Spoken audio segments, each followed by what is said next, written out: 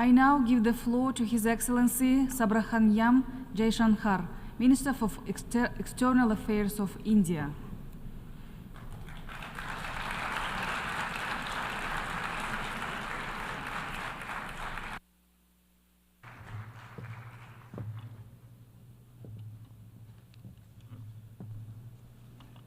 Madam President, Excellencies, distinguished members of the General Assembly, greetings and namaskar from 1.4 billion people of Bharat. I congratulate the President of the General Assembly, His Excellency Mr. Philemon Yang, and strongly support the 79th UN General Assembly's theme of leaving no one behind. Madam President, we are gathered here at a difficult time. The world is yet to recover from the ravages of the COVID pandemic. A war in Ukraine is well into its third year. The conflict in Gaza is acquiring wider ramifications. Across the global south, development plans have gone off rails and SDG targets are receding. But there is more. Unfair trade practices threaten jobs, just as unviable projects raise debt levels. Any connectivity that flouts sovereignty and territorial integrity acquires strategic connotations, especially when it is not a shared endeavor. Technology advancements, which have long been a source of hope, are now equally a factor of anxiety. Climate events occur with greater intensity and frequency. Food security is as worrisome as health security. In truth, the world stands fractious, polarized, and frustrated. Conversations have become difficult, agreements even more so. This is surely not what the founders of the United Nations would have wanted of us. Madam President, almost exactly 8 decades ago, the first steps towards the formation of the UN were taken near here at Dumbarton Oaks. Refined thereafter at the Yalta Conference, they were finally approved in San Francisco. The debates of that era centered around how to ensure world peace, a prerequisite for global prosperity. Today, we find both peace and prosperity equally endangered. And that, Madam President, is because trust has eroded and processes have broken down. Countries have extracted more from the international system than they have put into it, enfeebling it in the process. We see that vividly in every challenge and every crisis. Reforming multilateralism is therefore an imperative. The urgency of this call is highlighted by the theme of this session. Leaving no one behind means advancing peace, ensuring sustainable development, and strengthening human dignity. This cannot be delivered by a UN paralyzed when faced with division, conflict, terrorism, and violence.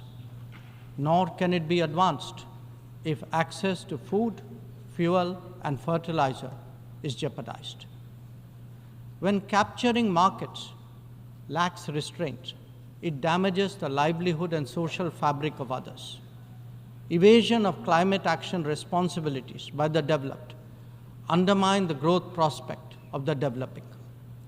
Indeed, when resource crunch limits the very pursuit of SDG targets, it is not just economies, but human dignity itself that is imperiled. If the world is in such a state, this body must ask itself, how has this come to pass? The problems arise from a combination of structural shortcomings, political calculations, naked self-interest, and yes, disregard for those left behind.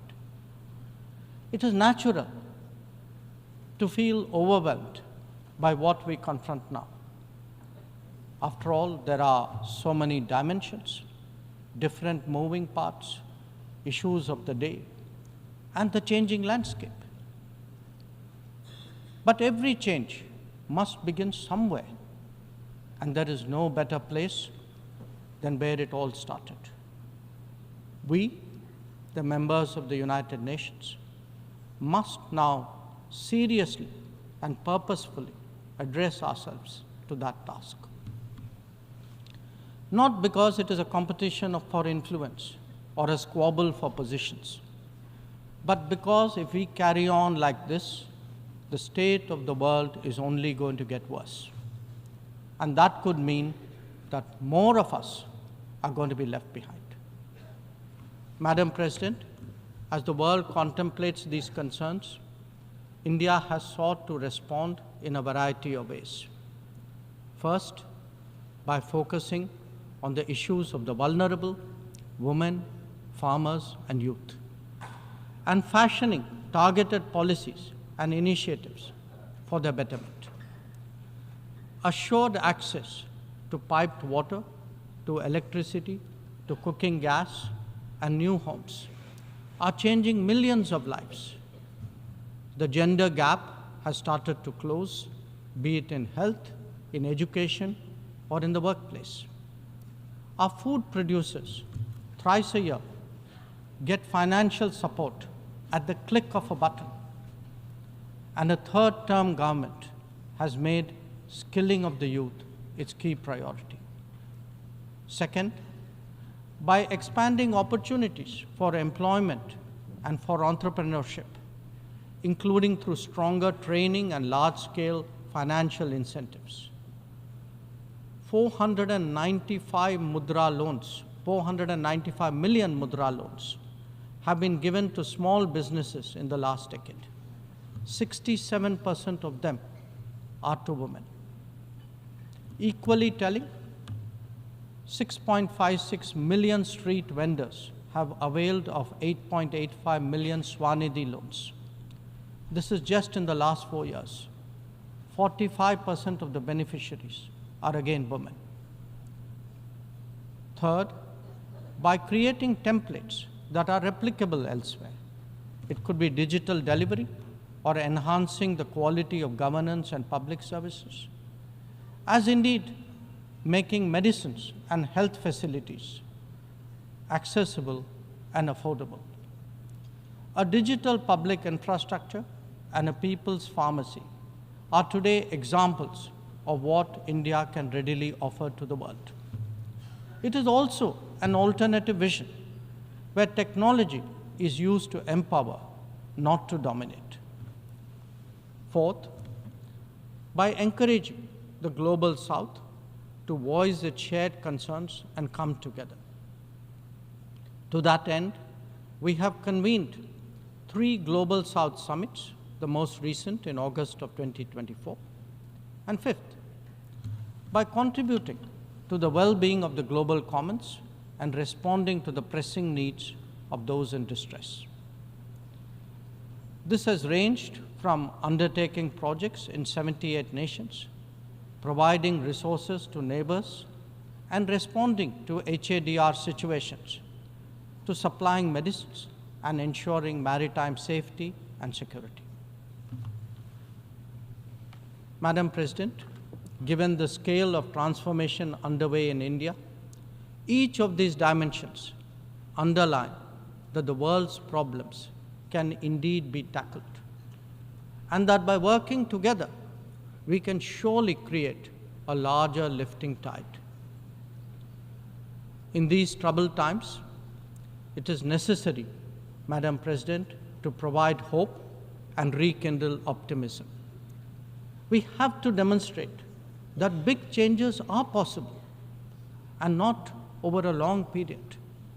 And nothing is more powerful in this regard than the transformative potential of the digital. We have seen its impact in our daily lives in India over the last decade. It is visible when public benefits from nutritional support and housing to energy and health are delivered efficiently and on a vast scale. Or when small business loans and farmers' support are extended without using intermediaries.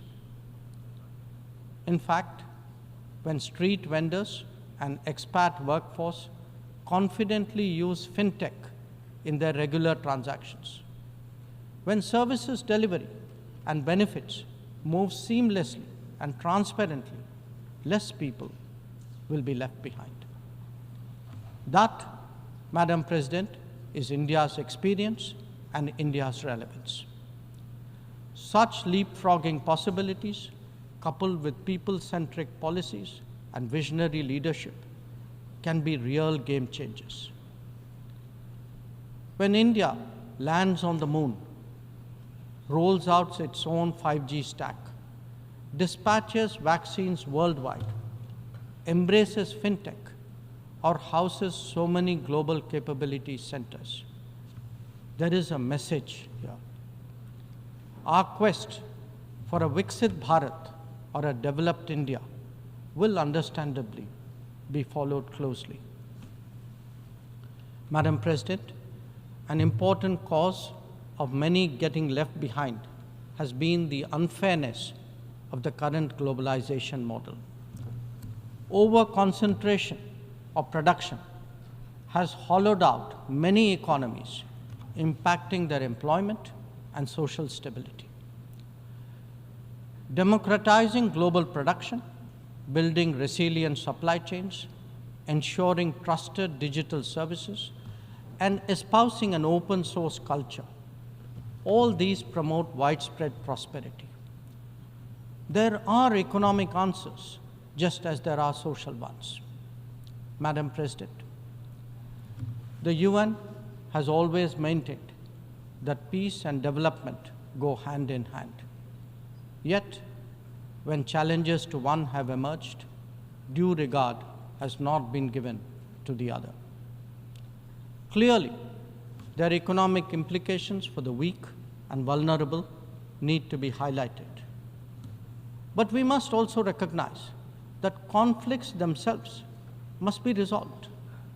The world cannot be fatalistic about the continuation of violence on a large scale, no more than be impervious to its broader consequences.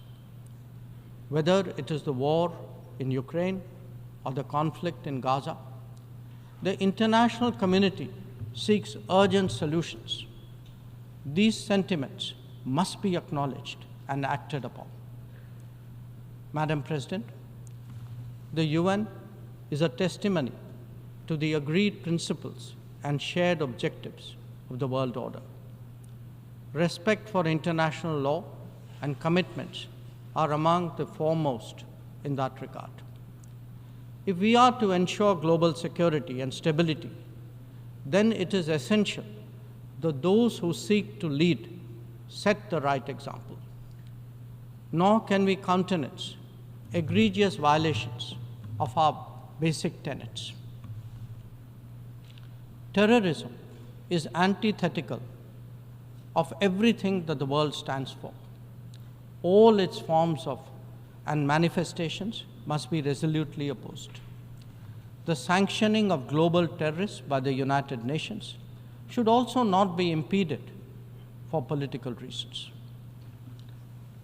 Madam President, many countries get left behind due to circumstances beyond their control.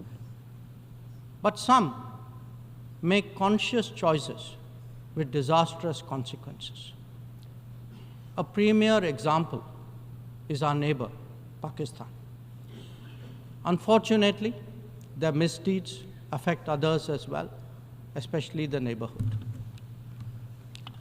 When this polity instills such fanaticism among its people, its GDP can only be measured in terms of radicalization and its exports in the form of terrorism. Today, we see the ills it sought to visit on others consume its own society. It can't blame the world. This is only karma. Madam President, a dysfunctional nation coveting the lands of others must be exposed and must be countered. We heard some bizarre assertions from it at this very forum yesterday. So let me make India's position perfectly clear. Pakistan's cross-border terrorism policy will never succeed, and it can have no expectation of impunity. On the contrary, actions will certainly have consequences. The issue to be resolved between us is now only the vacation of illegally occupied Indian territory by Pakistan, and of course, the abandonment of Pakistan's long-standing attachment to terrorism. Madam President, the global order is inherently pluralistic and diverse. The UN began with 51 members. We are now 193. The world has changed profoundly, and so have its concerns and its opportunities. But to address both, and indeed to strengthen the order itself, it is essential that the UN be the central platform for finding common ground. And that it certainly cannot be by remaining anachronistic. Large parts of the world cannot be left behind when it comes to deciding the key issues of our times. An effective and efficient UN, a more representative UN, and a UN fit for purpose in the contemporary era is essential. Let us therefore send out a clear message from this UNGA session. We are determined not to be left behind. By coming together, sharing experiences, pooling resources, and strengthening our resolve, we can change the world for the better. I thank you, Madam President. I thank the Minister for External Affairs of India,